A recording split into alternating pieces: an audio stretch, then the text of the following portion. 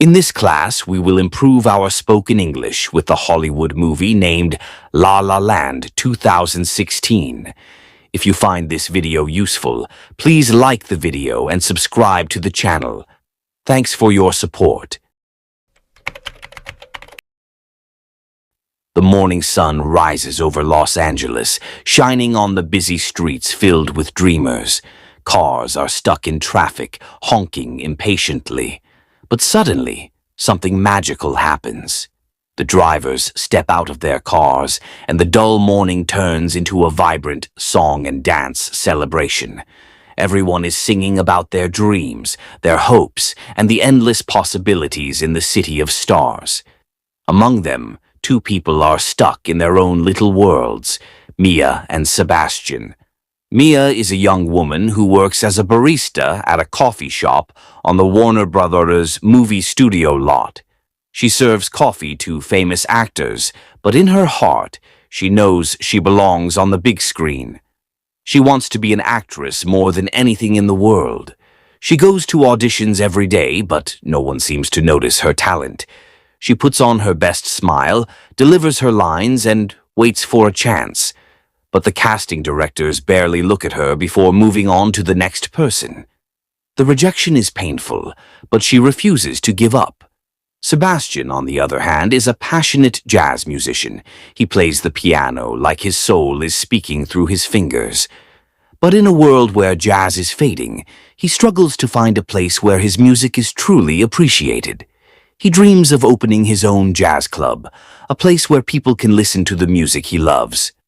But for now, he's forced to play Christmas tunes at a fancy restaurant, following strict rules set by his boss. One evening, as he plays his heart out, he gets lost in his music, improvising a beautiful melody. The boss doesn't like it. He fires Sebastian on the spot. That same night, Mia walks past the restaurant and hears the music. She is drawn to the melody, feeling something special in it. She steps inside just as Sebastian is being fired. As he angrily walks past her, she tries to compliment his music, but he ignores her. Their first meeting is anything but magical. Months pass and fate brings them together again. This time, it's at a party in the Hollywood Hills. Mia is there with her friends, trying to enjoy herself. But then she hears a familiar tune. She looks up and sees Sebastian playing the keyboard in a silly 80s cover band. He looks embarrassed but continues playing. When Mia notices him, she teases him by requesting a song, making him play something even sillier. After the performance, they finally talk. Their conversation is filled with playful banter, and something clicks between them. They walk together, sharing their dreams and frustrations. The city sparkles around them, and under the streetlights, a dance begins. Their feet move effortlessly, their hearts beating in rhythm. It's as if the universe is setting the stage for a love story. As their connection deepens, they spend more time together. Mia tells Sebastian about her dream of being an actress. He listens intently, encouraging her to create something of her own rather than waiting for a break. She tells him about a play she wants to write and perform, something personal, something real. He believes in her. Meanwhile, Sebastian takes Mia to a jazz club, where he passionately explains why jazz is so beautiful, so alive.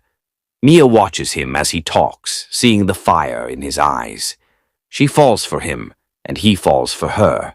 Their love grows stronger, filling their world with color and music. They dance in the stars at the Griffith Observatory, sharing a kiss that seals their love. Everything feels perfect. They push each other toward their dreams. But dreams are not easy to achieve. Reality starts pulling them apart. Sebastian is offered a job by an old friend, Keith. It's a steady job playing in a jazz band that mixes traditional music with modern pop. It's not what he truly loves, but it pays well. He takes the job thinking it will help him save money for his jazz club. Mia, however, sees him changing. He's no longer playing the music that sets his soul on fire. He's touring with the band, away from her for long periods. She wonders if he's losing himself. At the same time, Mia puts all her energy into writing her one-woman play. She pours her heart into it, hoping it will be her big break. But on the night of her performance, very few people show up. Worse, Sebastian is late. He had promised to be there, but he got caught up in work. Mia feels devastated. The rejection, the loneliness, and the feeling of failure become too much. She decides to leave Los Angeles and go back home. Sebastian finds her at her parents' house and tells her that a big casting director saw her play and wants her to audition for a major film. Mia is hesitant. She's tired of trying and failing. But Sebastian reminds her why she started in the first place. He encourages her, telling her that she is meant for something great. With his support, she goes to the audition. In that quiet audition room, she stands before the casting directors.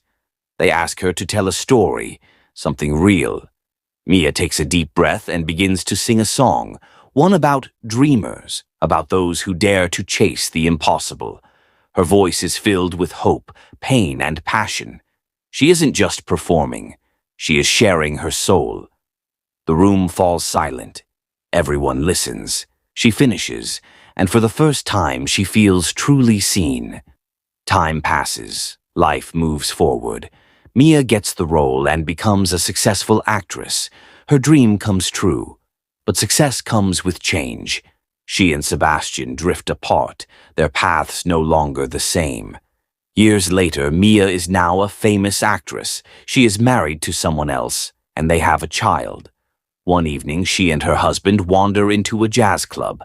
As she takes her seat, her eyes widen. The club's name is Seb's. Her heart races as she realizes this is Sebastian's club. He did it. He achieved his dream. Sebastian walks onto the stage and sits at the piano. Then he sees her. Their eyes meet, and for a moment, time stops. He begins to play. The music takes them both back to the past, to what could have been. In their minds, they see an alternate life, a life where they stayed together, where they supported each other, where they achieved their dreams side by side. It's beautiful. It's heartbreaking. The song ends. Reality returns. Mia smiles, a soft, knowing smile. Sebastian nods. No words are needed. They both understand. They will always love each other, always be part of each other's story. But their dreams led them down different paths. Mia stepped out of the club, her husband's hand in hers, but her mind was elsewhere. The cool night air touched her skin, yet all she could feel was the warmth of memories rushing back. Every step away from the club felt heavier, as if she were leaving behind a part of her soul. Her husband spoke, saying something about the music, about how talented the pianist was. She nodded, smiling, but her thoughts remained inside that dimly lit jazz club where Sebastian had just played their story through his fingers. As she sat in the car, she glanced at the club one last time. The neon sign, glowing Seb's, stood as a quiet reminder of everything they had built separately. Her husband started the engine, and as they drove away, she leaned her head against the window, watching the city pass by. The same city where she had once walked with Sebastian, hand in hand, dreaming about the future. A different future, a future that could never be. Inside the club, Sebastian remained at the piano, playing soft melodies as people chatted, laughed, and clinked glasses. But his heart wasn't in the room. It was outside, walking away with Mia. He had seen the look in her eyes. He had felt it in the air between them. That unspoken understanding that they had once been everything to each other, but now they were just two people living separate lives. He knew that she was happy, and he was happy for her. But happiness doesn't erase love. It doesn't erase the ache of what might have been. As the night wore on, Sebastian played song after song, pouring his emotions into the keys. His club was full, his dream realized. But was he truly happy, or was something missing? Maybe it was just nostalgia.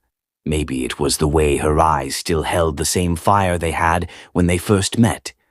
Maybe it was the way she smiled at him, soft, bittersweet, knowing. Mia, now back home, walked into her daughter's bedroom. The little girl was fast asleep, her tiny hands clutching a stuffed animal. Mia sat beside her and gently brushed her hair away from her face. A wave of emotion washed over her. She loved her family. She loved her life. Yet, a part of her wondered if Sebastian ever thought of her the way she thought of him. Did he ever imagine an alternate world where they made it work? Did he ever look at someone in a crowded room and think of her? The days passed, but that night lingered in both their hearts. The moment they saw each other again after all those years had opened a door, one that could never be walked through but would never fully close. Life had a way of moving forward, of pushing people in different directions. But it never erased the past. Their story had no fairy tale ending, no grand reunion, no dramatic gestures, just a quiet understanding that what they had was real, and it would always be a part of them. In the city of New Orleans, on a night filled with sorrow and war, a baby was born under the most unusual circumstances. The year was 1918, and the world was just beginning to heal from the destruction of World War I. The streets were dark, the air was heavy with grief, and inside a large house, a woman was screaming in pain as she gave birth to her first child. Her husband, Thomas Button, waited anxiously outside the room, pacing back and forth. He was a wealthy man, a businessman who had worked hard to build his fortune. He had dreamed of this moment, of holding his newborn child in his arms and celebrating the future of the Button family. But fate had other plans. Inside the room, the doctors and nurses whispered among themselves, their faces pale with shock. The baby they had just delivered was not an ordinary newborn. His skin was wrinkled like an old man's, his hair was thin and white, and his eyes were filled with a strange sadness. He had the body of an elderly man, as if time had played a cruel trick on him. The mother, exhausted from childbirth, looked at her baby with love, even though she knew something was terribly wrong. With her last breath, she whispered to her husband, "Love him, Thomas. Promise me." And then she was gone. Thomas Button, now a widower, walked into the room and saw his child for the first time. His heart pounded with fear and disbelief. What is this?" he stammered, looking at the small, wrinkled creature in the nurse's arms. "This is your son, Mr. Button," the doctor said carefully. "He is different." But Thomas did not see a son. He saw a monster. His grief quickly turned to shame, and he felt sick at the thought of raising such a child. That night, while the city slept, Thomas wrapped the baby in a blanket and ran through the streets, his mind clouded with fear and confusion. He reached a nursing home, a place where old people lived their last days. He placed the baby on the doorstep and knocked on the door before disappearing into the night. A kind woman named Queenie, who worked at the nursing home, opened the door and gasped when she saw the tiny, wrinkled baby lying there. She picked him up and held him close, feeling his small body shiver in the cold air. "Oh, sweet Lord," she whispered, "a baby, but he looks like an old man." The other residents of the home gathered around, their faces filled with curiosity and concern. But Queenie, who had always wanted a child of her own, saw something special in the baby.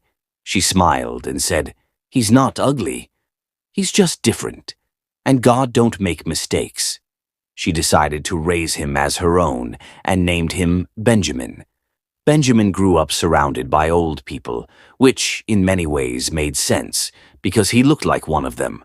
But unlike the other elderly residents, Benjamin was not growing older. He was growing younger. As the years passed, his body slowly changed. He became stronger, his back straightened, and he no longer needed a wheelchair to move around. Even though he had the appearance of an old man, inside he was still a child. He was curious, full of wonder, and eager to explore the world. He loved listening to the stories of the elderly residents, learning about love, loss, and the adventures they had lived. But deep inside, he always felt different. He did not understand why he was not like other children. One day, when he was still small in his heart, but looked like an old man, he met a girl named Daisy. She was the granddaughter of one of the residents. Daisy was full of life, her bright blue eyes shining with excitement. She moved gracefully like a little dancer, and she was fascinated by Benjamin. "Why do you look so old?" she asked him one day, tilting her head. Benjamin shrugged. "I don't know," he said honestly. "But I'm not old. Not really." Daisy smiled. "I like you, Benjamin." From that moment, they became the best of friends. Years passed, and while Daisy grew into a young woman, Benjamin grew younger. By the time he was in his 20s, he no longer looked like an old man. He had the body of a middle-aged man, strong and full of life. He wanted to see the world beyond the nursing home, so he joined a tugboat crew and set off on an adventure. He traveled to different places, met new people, and even fell in love for the first time. In Russia, he had an affair with a beautiful woman who taught him about love and heartbreak. But no matter where he went, he could never forget Daisy. Meanwhile, Daisy was pursuing her dream of becoming a dancer in New York. She was graceful and talented, but life was not always easy. She fell in love with other men, but deep inside, she always thought of Benjamin. One day, Benjamin returned home. By now, Daisy had become a beautiful young woman, and he had become younger, now looking like a man in his 30s. When they saw each other again, their hearts raced. Daisy was surprised to see how young he looked, how handsome he had become. But their love was complicated. Daisy wanted a normal life, a life where she and her partner would grow old together. But Benjamin was moving in the opposite direction. He was afraid of what the future would bring. One night, Daisy told him, "Benjamin, I love you, but I don't know if I can do this. We're going in different directions." Benjamin's heart broke, but he loved her too much to hold her back. "I understand," he said quietly. And with that, he let her go. Years passed. Daisy continued her life as a dancer, and Benjamin continued growing younger. But fate had other plans. One day, Daisy had a terrible accident that ended her dancing career.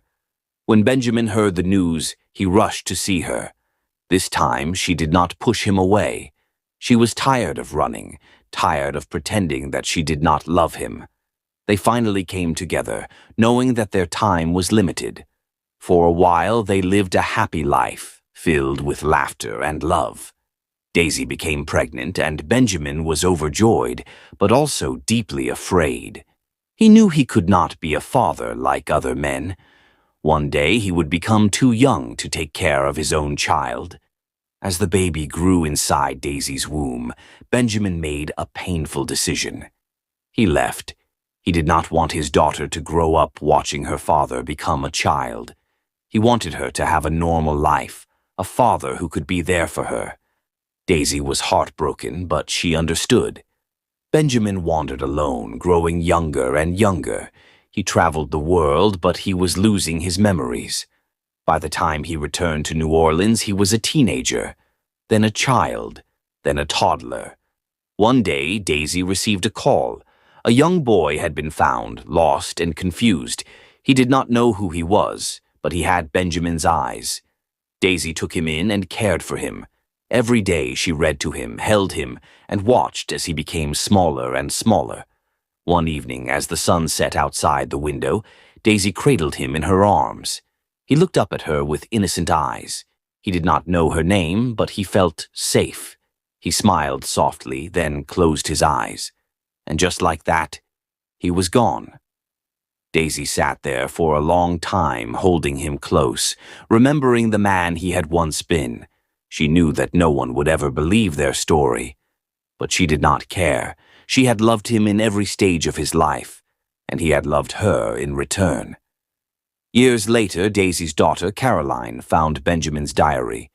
She finally understood the father she never knew. She stood by the lake where he had once sailed and felt the wind on her face. She knew that, somewhere out there, Benjamin's soul was free, moving with time in a way no one else ever could. And so the story of Benjamin Button ended the way it had begun, not with death, but with life. A life that had moved in reverse, yet was filled with love, loss, and the beauty of time itself.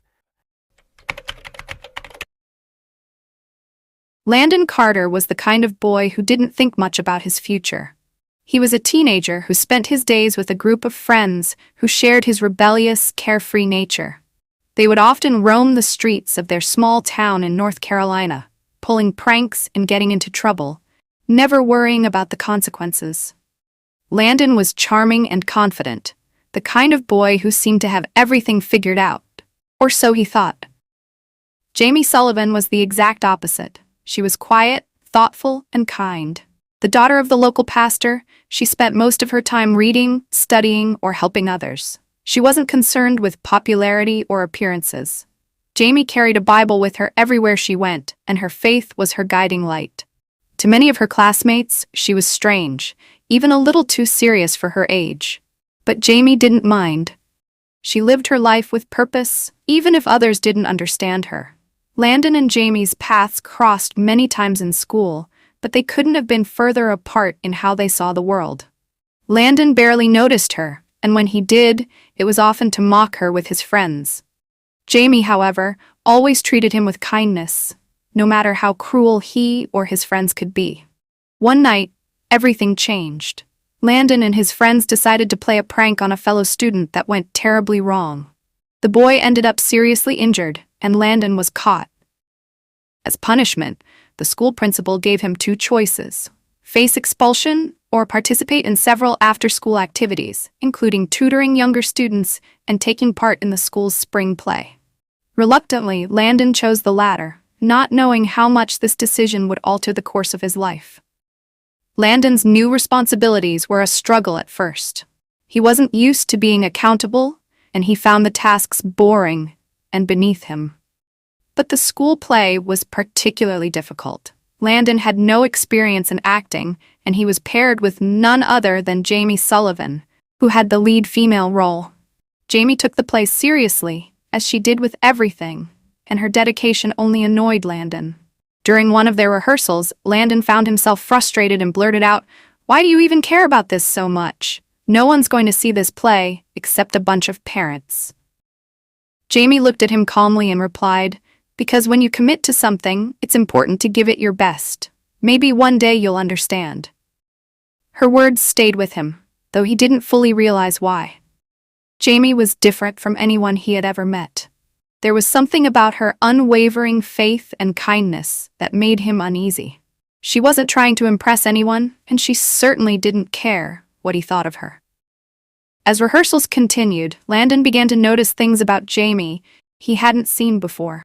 She wasn't just the quiet, strange girl he thought she was. She had a warmth about her, a genuine kindness that made people feel seen and valued. She was patient, even when he made mistakes, and she had a quiet strength that intrigued him. For the first time, Landon started to see Jamie as more than just the preacher's daughter.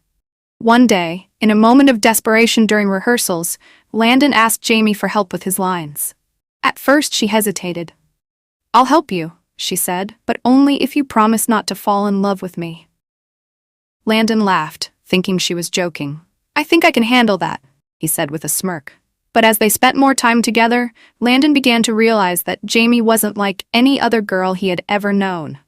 She had a light about her, something pure and real, and it was impossible not to be drawn to her. The night of the play arrived, and Landon found himself nervous for the first time in a long while. When Jamie walked onto the stage in her costume, singing with a voice that was both powerful and delicate, Landon felt his breath catch. She was beautiful, more beautiful than he had ever imagined. In that moment, something shifted inside him. He couldn't explain it, but he knew he was seeing Jamie in a completely new way. After the play, Landon found himself wanting to spend more time with Jamie. He began walking her home, asking her questions about her life and her beliefs. Jamie was cautious at first, unsure of his intentions, but she slowly opened up. She told him about her dreams, her faith, and her deep belief in the power of love and forgiveness. Landon, who had always been skeptical of such things, found himself listening intently, wanting to understand her world. As they grew closer, Landon started to change. He began distancing himself from his old friends and their reckless behavior.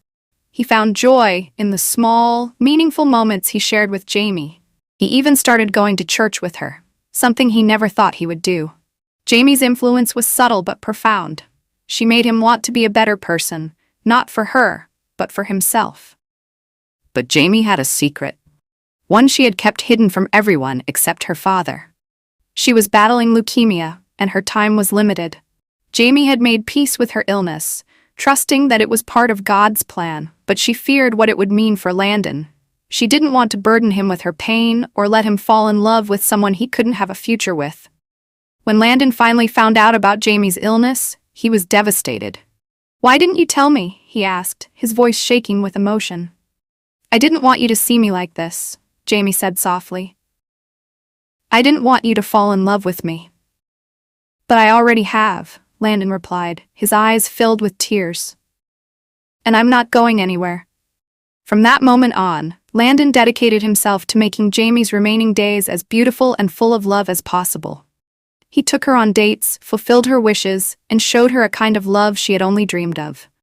They danced under the stars, watched the sunset together, and shared moments of pure joy. For Jamie, it wasn't about the quantity of time they had, but the quality.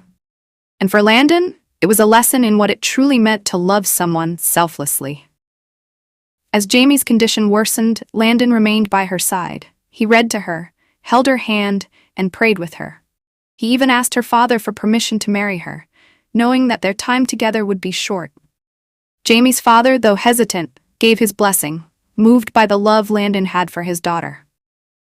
On a sunny day, surrounded by their closest friends and family, Landon and Jamie exchanged vows. Jamie wore a simple white dress, and her face radiated with happiness. It was a day filled with love, faith, and hope, a testament to the beauty of their connection. Jamie passed away not long after their wedding, leaving Landon heartbroken but forever changed. Her love and faith had transformed him, teaching him the importance of compassion, forgiveness, and living with purpose. Landon went on to pursue a meaningful life, carrying Jamie's memory with him in everything he did. Years later, as Landon looked back on his time with Jamie, he realized that she had given him a gift far greater than he could have ever imagined. She had shown him how to love deeply, to believe in something greater than himself, and to find beauty in even the most difficult moments. Jamie's love had been a light in his life, and that light would guide him forever.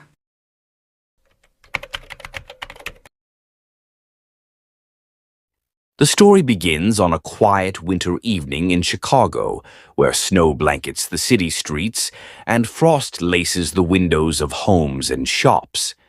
Paige and Leo, a young married couple deeply in love, are driving home after a romantic evening. Their laughter fills the car as they talk about their plans for the future, from Paige's latest art project to Leo's growing recording studio business. Theirs is a life built on shared dreams and unwavering affection, the kind of love that feels rare and precious. As they drive through the serene streets, Paige leans over to kiss Leo. Her hands rest lightly on his arm, her eyes full of warmth. It's a moment so ordinary, yet so meaningful, one of those small gestures that define the rhythm of their relationship. But in an instant, their world is shattered. A truck runs a stop sign and barrels into their car, the deafening sound of metal crunching against metal echoing in the still night. Paige is thrown forward, crashing through the windshield, her body flung like a rag doll into the icy air. Time seems to slow as Leo, stunned and helpless, calls out her name, his voice cracking with fear. When Paige opens her eyes, the world feels foreign and fragmented. She's in a hospital room, her body covered in bruises and her head wrapped in bandages. Machines beep steadily around her, monitoring her vitals. Beside her sits Leo, his hands clutching hers tightly, his eyes red-rimmed from hours of waiting and worrying. "Paige," he whispers, his voice trembling with relief. But instead of responding with the love and recognition he expects, she looks at him with confusion. "Who are you?" she asks, her voice weak but certain. Leo's heart breaks as those 3 words sink in. The doctors explain that Paige has suffered severe memory loss due to the traumatic brain injury she sustained in the accident. She doesn't remember the last 5 years of her life, a period that includes her entire relationship with Leo. To her, he is a stranger, and her life as she knows it has been erased. The Paige, lying in the hospital bed, believes she is still a law student, engaged to her ex-fiancé, Jeremy, and living under the protective wing of her wealthy parents. The life she built with Leo, the love they shared, and the vows they made are gone. Determined to help Paige recover her memories, Leo takes her home to their apartment. The space is a reflection of their shared life, a cozy, creative sanctuary filled with Paige's sculptures, Polaroid photos of their adventures, and little mementos from their time together. Leo points out their favorite spots: the couch where they spent lazy Sundays watching movies, the kitchen where they experimented with new recipes, and the small balcony where they shared countless cups of coffee. He tells her stories about their life, weaving together moments of joy and love in the hope that something will spark her memory. But Paige feels like an outsider in her own home. The life Leo describes doesn't resonate with her, and the person he remembers seems like a stranger. She looks at the photos on the wall, the smiles frozen in time, and wonders why she can't feel the connection that seems so obvious to him. Her frustration grows as she struggles to reconcile her present self with the version of her that Leo loves so deeply. Things become even more complicated when Paige's parents, Bill and Rita, enter the picture. They haven't been part of her life for years, but now they see an opportunity to bring her back into their fold. Paige doesn't remember why she distanced herself from them, and their presence feels comforting in a way. Her parents suggest that she return to their luxurious home, where she can be surrounded by familiarity and stability. Leo protests, pleading with Paige to stay and work through this together, but she feels overwhelmed and unsure. Torn between the life she can't remember and the one she feels drawn to, Paige decides to leave with her parents. At her parents' estate, Paige is reintroduced to the life she left behind. She reconnects with old friends from law school and spends time with Jeremy, her ex-fiancé. Jeremy is everything her parents want for her: successful, charming, and dependable. He is thrilled to see Paige again, viewing her memory loss as a second chance for them to be together. Paige finds comfort in the familiarity of this world, but something feels off. The more time she spends with Jeremy, the more she realizes that their relationship, while stable, lacks the spark and depth she craves. Meanwhile, Leo is struggling. He feels like he's losing Paige all over again and can't shake the sense of helplessness that has settled over him. Desperate to remind her of their love, he takes her to places that hold significance for them: the cafe where they had their first date, the park where he proposed, and the gallery where she once showcased her artwork. He shows her their wedding photos and shares the story of their vows, hoping that the power of their love will break through the fog of her memory. But no matter what he does, Paige remains distant, her heart and mind caught between two worlds. As Paige spends more time with her parents, she begins to see cracks in the perfect image they present. One evening, she overhears an argument between her mother and father and learns that her father had an affair with one of her friends, a betrayal that deeply hurt her in the past. This revelation leaves her feeling confused and betrayed. She begins to question the choices she made and wonders why she forgave her parents or chose to distance herself from them. The perfect world they've created for her starts to feel hollow. Feeling lost, Paige decides to visit her old art studio, a small, cluttered space filled with sculptures, tools, and memories. As she walks through the studio, she feels a sense of connection she can't explain. She runs her hands over the clay and metal, remembering the joy of creating something with her own hands. While she doesn't recall specific moments, the act of working with her materials brings her a sense of peace and clarity. For the first time since the accident, Paige feels like she's rediscovering a part of herself. One night, after much reflection, Paige decides to leave her parents' home.